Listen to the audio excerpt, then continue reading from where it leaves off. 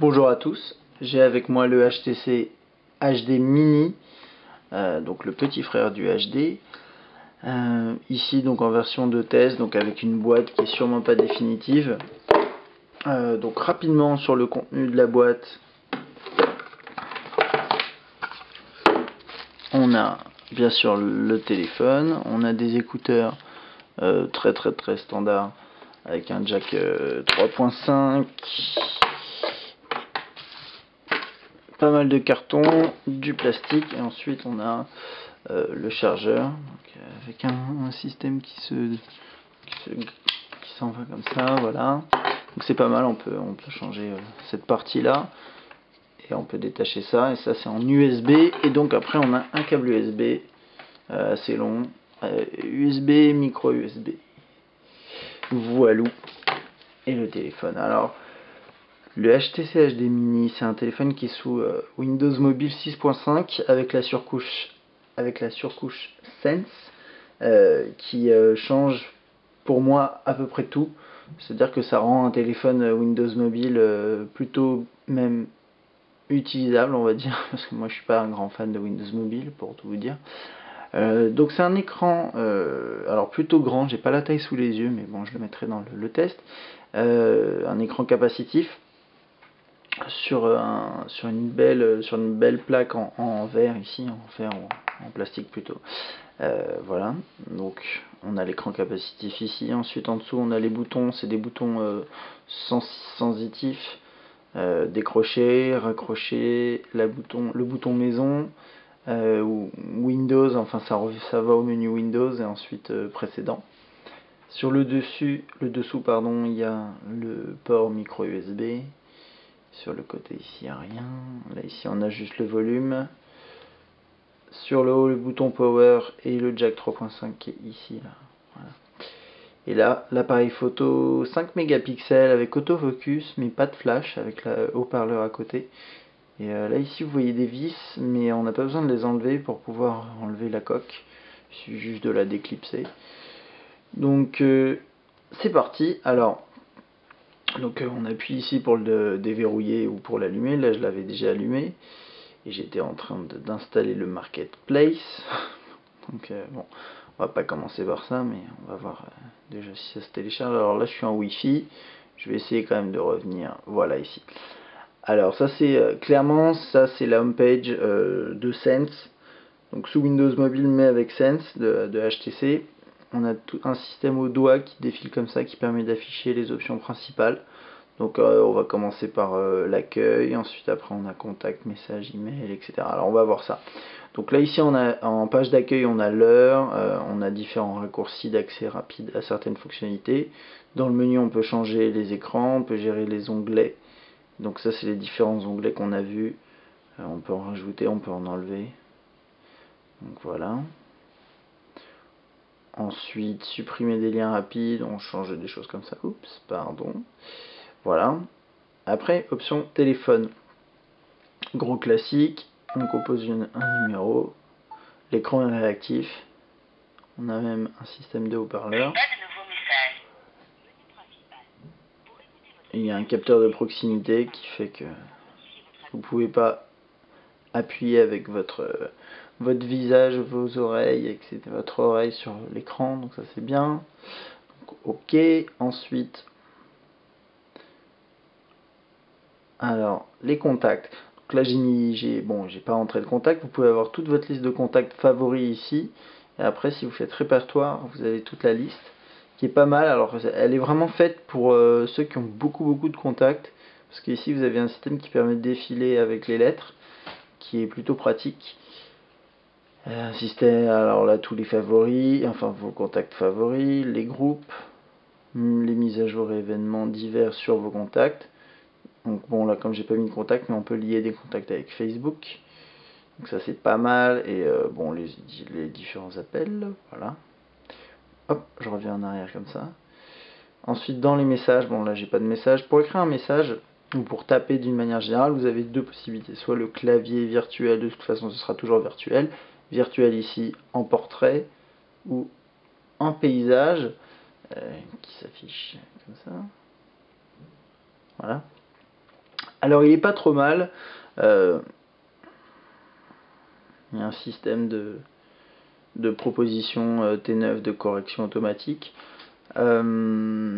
Faut s'habituer petit à petit. Il y a un petit retour haptique, c'est-à-dire qu'il y a une vibration quand vous appuyez sur une touche, ça marche assez bien. Donc ça va. Tout est une question d'habitude sur les claviers virtuels et celui-là est plutôt bien fait. Vous pouvez checker vos emails. J'ai pas configuré de boîte email ici, mais ça fonctionne. Ça fonctionne avec d'ailleurs des boîtes Gmail, un peu de tout. Alors ensuite navigation internet. Donc là je suis en Wi-Fi. Ça va être assez rapide. Normalement. On a quelques options ici pendant ce temps-là. Réglage, info de page, historique, page enregistrée, ok. Là on a une sorte une gestion des onglets, on peut avoir plusieurs onglets. Que je vais pas taper n'importe quoi. Tac. Voilà, donc là maintenant on a deux onglets, on peut switcher entre les onglets, donc ça c'est plutôt bien. On peut rajouter le site en favori et accéder à vos favoris. Il y a déjà des favoris présents, je sais pas trop d'où ils viennent. Bon, un truc qui est bien, c'est qu'il y a ce qu'on appelle le pinch to zoom. Donc l'écran c'est un capacitif multitouch. Donc voilà, vous pouvez. Et ce qui est pas mal, c'est que les colonnes, alors c'est à la fois bien et pas bien. Je pense que c'est configurable, j'ai pas regardé. Mais concrètement, le contenu de la page s'adapte en fonction du zoom pour que ce soit le plus lisible possible. Hop, voilà. Bon, là c'est pas vraiment un bon exemple sur ce site-là. Ça s'affiche assez bien. Vous pouvez pas lire les vidéos YouTube directement. Et c'est pas lié à l'application YouTube, c'est un peu dommage. Je vais vous montrer ça après. Le calendrier, un grand classique, mais qui est plutôt bien fait. Tac, voilà. Hop. On peut rajouter un rendez-vous, basculer entre les différents rendez-vous. Donc ça c'est cool. Bon là il y a un système, un affichage, une sorte de widget de bourse avec les différentes actions. Vous pouvez rajouter vos propres actions, mais mise à jour, etc. Donc ça va. Photo, vidéo. Alors on a un aperçu qui permet de naviguer assez facilement dans les photos. Vous pouvez cliquer, enfin la sélectionner une fois, toc. Après vous les faites défiler. Alors ça c'est des photos qui étaient déjà préchargées. Moi j'en ai pris. Ça c'est en mode pseudo macro finalement. Voilà, donc ça, la qualité est plutôt bonne, c'est un bon 5 mégapixels je trouve. Et puis par exemple je vais zoomer, on peut zoomer en multitouch. Alors parfois c'est pas évident, il faut vraiment. Voilà. Hop, et puis ça charge. Ça marche assez bien, ça j'aime bien. Toc.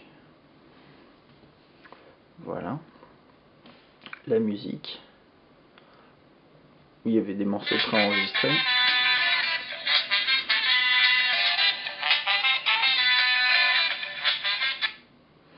Alors, toc.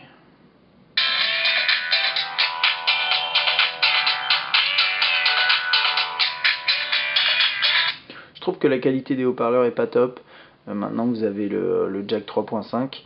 Et puis, alors bon, je sais plus. Le player est pas mal. Vous avez un accès rapide ici, voilà, à la bibliothèque avec tous les artistes, albums, sélections. Et je trouve que tout est bien fait pour le tactile. Et ça, tout ça, c'est du Sense. C'est bien fait et fonctionnel. Là, on a la météo, donc qui nous dit que visiblement, là où je me trouve, c'est assez nuageux, ce qui est tout à fait vrai. Et ensuite, on a, oups, qu'est-ce que j'ai fait? Ensuite, on a Twitter. Donc là, avec un aperçu des derniers updates, et ensuite on peut accéder à l'intégralité des options avec les mentions, les messages directs et les favoris. Toc. Ensuite les paramètres. Et dans paramètres, vous avez pas mal de choses comme le Wi-Fi, etc. Alors, rapidement dans ce menu-là, on a un menu, là c'est du Windows, assez classique. Enfin, assez classique, c'est par icône, c'est assez bien fait. On a un accès à Internet Explorer directement ici, les emails, pas mal d'options qu'on retrouve directement dans Sense. Mais aussi les applications que vous installez, vous les trouvez ici, donc YouTube ici. On va prendre une petite photo rapidos.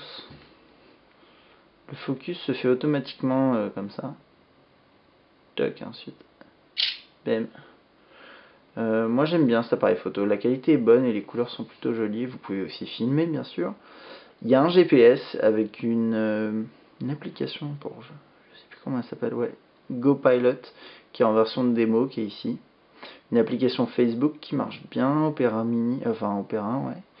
Google Maps, et après vous pouvez installer des applications via le Marketplace. Et vous avez Windows Live, donc concrètement pas mal d'options disponibles, un bon smartphone je trouve. Voilà.